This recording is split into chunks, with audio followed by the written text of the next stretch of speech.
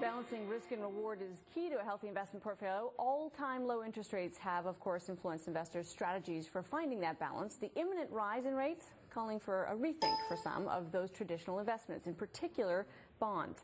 I talked recently to David Kaufman, president of Westcourt Capital, and I asked him why we turned to bonds in the first place. Well, historically, we've owned bonds because of the characteristics that bonds are supposed to have. So, namely, the first would be capital preservation. Of course, we don't want to lose our money.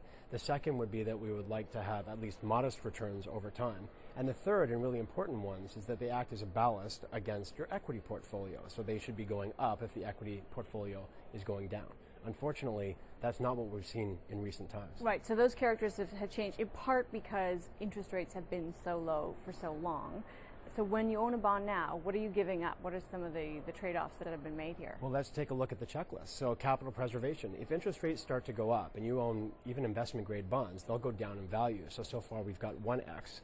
If you look at the return of bonds these days, they're so low that the modest returns over time don't look so hot.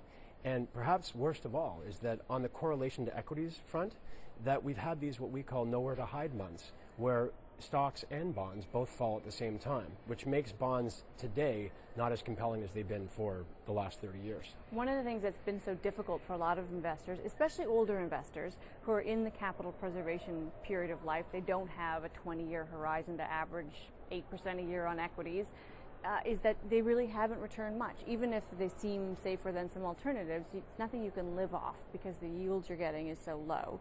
What do those people do? Because that's just been the reality. Well, I would start with what they shouldn't do.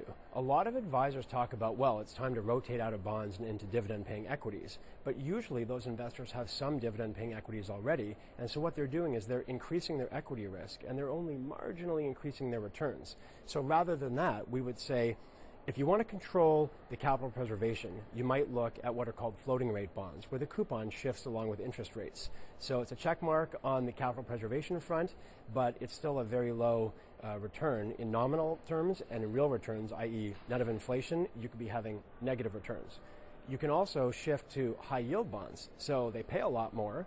They're not susceptible to changes in interest rates, but on the downside, you have to take more credit risk to get higher returns. And that's not always what it is that the kind of, a retiree would be looking for in their portfolio.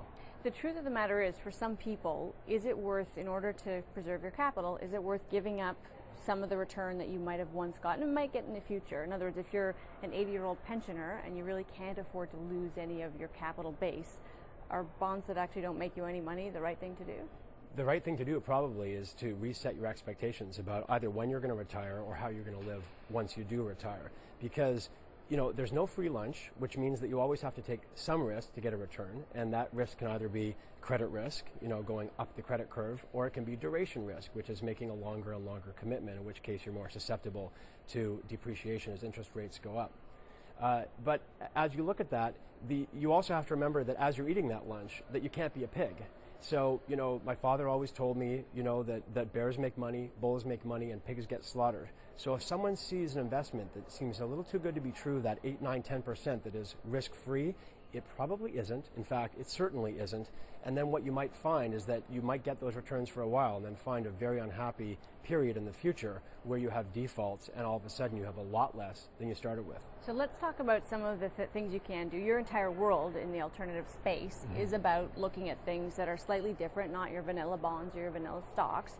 As you say, looks too good to be true, probably is, but what kind of things do you offer clients that actually does try to marry the two things? You don't want to lose all your money, but you want to make a little more than you can get anywhere else. Exactly. So the first thing that we offer them is the truth. You have to be realistic. That 6 to 7% returns in a low yield environment is what we would consider to be very good at this point in time. The two areas that make sense to us are if you're fortunate enough to be a credited investor, meaning that you have about $1 million of investable capital, you can invest in private mortgage funds and private debt, lending money to private companies. In both cases, you get a little bit of extra reward for taking about the same amount of risk because they're private. The downside is that because they're private, they're less liquid. Also, if you don't have $1 million, you can still buy mortgage funds and REITs and other types of debt. The issue then becomes is that they're publicly traded, which means that they too can have the same kind of volatility as normal public equities when the markets are rocked. But if that's your only option, one would want to turn to that maybe before you would go to your normal so-called blue chip dividend-paying equities, in which you might have a 2 or 3 or 4% annual yield, but you could also have that much appreciation or depreciation in a single week. Not a lot of time, but as interest rates rise, like we've established here that bonds will suffer in some way, is the same true for stocks, for alternative asset classes like REITs? The short answer is it depends. REITs trade a little bit like bonds. So if interest rates go up, people will require more yield to buy something because on a relative basis it seems too expensive or too cheap, as the case may be. But the good news is that if interest rates go up, it probably means that the economy is doing well, right, which means that your equities should be going up at the same time. So this is not necessarily a lose-lose situation. That what one doesn't want to happen is to have interest rates go up while stocks stay flat, because then you have nowhere to hide. And unfortunately, that's the environment where we are currently. David, great to have you. Thank you.